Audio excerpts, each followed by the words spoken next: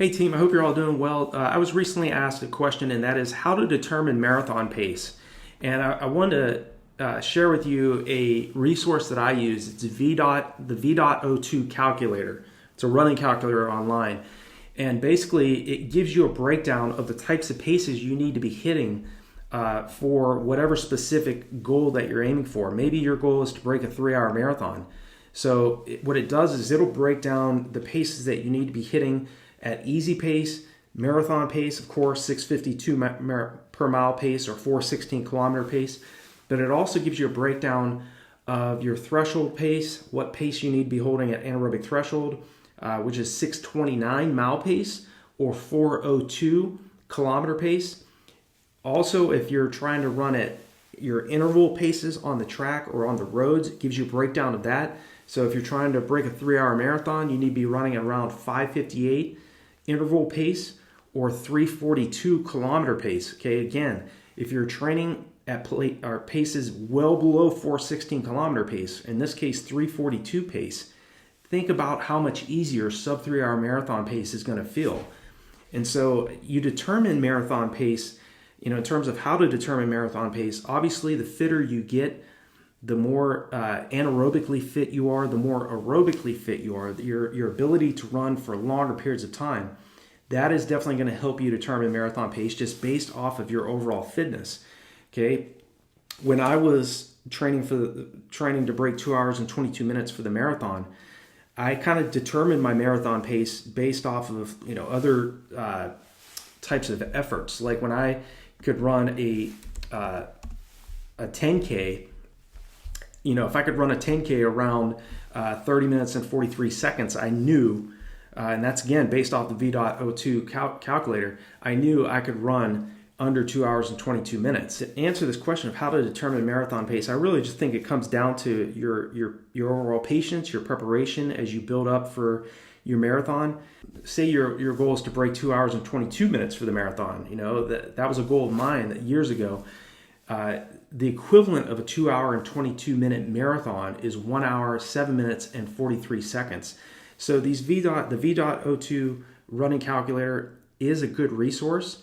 But just to give you an idea, they say an equivalent of a 2 hour and 22 minute marathon is 1 hour, 7 minutes, and 43 seconds. My PR for the half marathon is 1 hour, 7 minutes, and 6 seconds. And I ran 2 hours and 19 minutes and 35 seconds. So it's a guesstimate.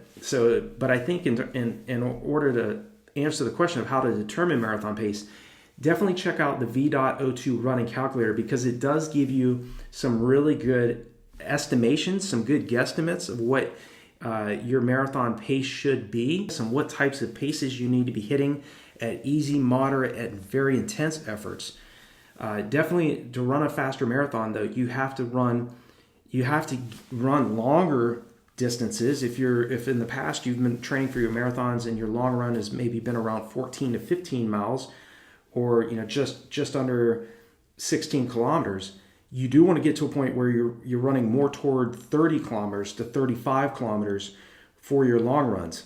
Okay, I got out to 30 miles in distance training for some of my marathons, and I only did a 30 miler one time leading into the 2011 monumental Indianapolis Marathon.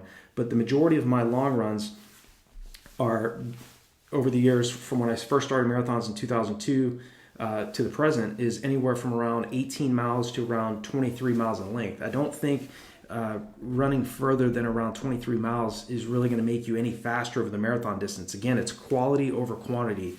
How much of your mileage are you training at or below your anaerobic threshold? And I look at the top middle to long distance runners. I always look at what are the best runners doing?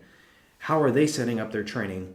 And when I see and this is based off of Dr. Joe Vihil's Vihilosophy seminar. I'll leave that link below this video, so definitely listen to that from start to finish, and where he talks about some of the athletes, the world-class athletes that he's coached, and how he set their training up to run at faster marathon paces and be more efficient in the distance. But he also talks about how the top long distance runners are running 40% of their weekly volume at or below their anaerobic threshold. Now remember, that's 88 to 92% of max heart rate.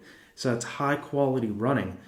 And that's obviously, you become more efficient as you run. Your form improves. Your ability to clear lactic acid faster than it's building up becomes much more effective and efficient. And again, that helps you to sustain that goal marathon pace you're aiming for a longer portion of time. Okay, and that is, as you get fitter, you're going to have, your body definitely locks into what types of paces it feels easier and more comfortable with.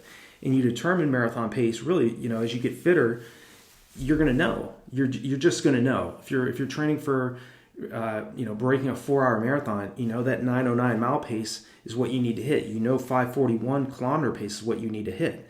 So if you're out there and you're doing 20 milers or 32 kilometer long runs, and you're doing those long runs and you're hitting like 8:30s to 8:40 per mile pace, or you're running around 5:20 to 5:30 per kilometer pace, you're definitely ready to break that 4-hour marathon pace. So that's kind of, you determine marathon pace and how you're able to, if you're able to sustain and you're able to hit the goal pace you're aiming for, based off those splits that you're hitting in training. And again, you get that marathon pace to feel easier by doing the VO2 max workouts. You're running repeat 1,600 meters on the track. You're doing repeat 3,200 meters on the track. You're doing repeat. Some of my favorites was like 3 to 4 5-kilometer reps on the roads, running at half marathon goal half marathon pace. Again, running at paces that are much, much more aggressive, much faster than the goal marathon pace you're aiming for.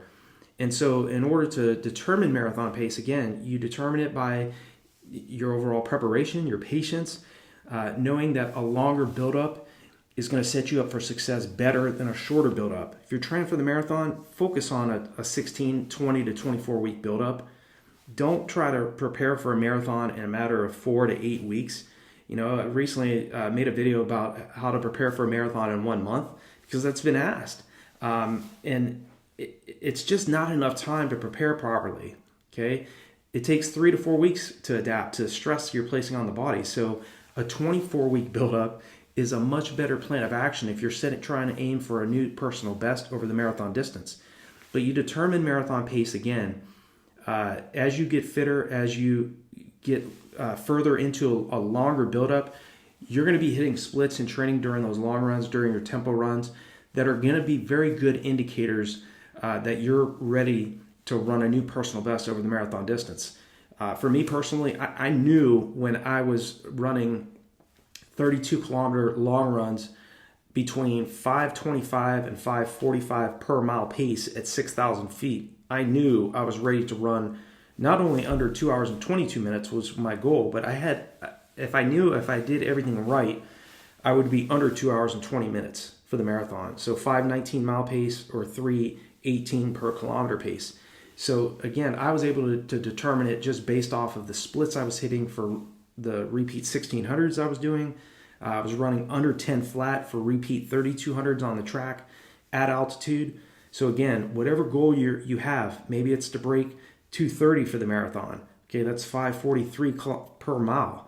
So doing repeat miles under 5 minutes, doing tempo runs at around, or anaerobic threshold runs, running around 5:30 to 5:35 per mile pace, doing long runs, 32 kilometers out to 35 kilometers, running around 5:50 to 6 minute per mile pace. All of those types of workouts would set you up for success in getting under 2 hours and 30 minutes for the marathon. So we're all different. We all have different capabilities. We all have goals. Maybe it's to break 5 hours for you. Okay, whatever that is, think long term. Because in most cases, what you're trying to do, what you're aiming for, may take you a couple more years of training to get to. Be willing to be patient. Have that delayed gratification. Too many of us want too quick of results, and we're not willing to. A lot of times we get bent out of shape. We get disgruntled. We get upset when we don't hit the results, or hit the times we're aiming for as quickly as we want. When really it's just a matter of putting another 12 months of training and we finally get to that, would you be willing to put another 12 months of training or 24 months of training in if you were certain you were going to hit that new personal best you're aiming for? You know, maybe that was to earn a Boston Marathon qualifier or to qualify for the Olympic trials, or to set a new personal best. In some cases, you may need to work another a few more iterations, a few more build-ups. Maybe you need another 6 months of training. Maybe you need another 3 years of training to get to that point where you're running at the paces that you're dreaming about. So don't let up. Don't let up on your goals. I know you're going to set new PRs in this year, in 2024. If you're watching this later on, I know you're going to set a new PR because you're asking the right question. So I hope this video has been helpful for you. Definitely feel free to leave me a comment below if you have any other questions or concerns, and I will reach back out to you. And I wish you guys all the very best in your training. I'll talk to you all in the next video.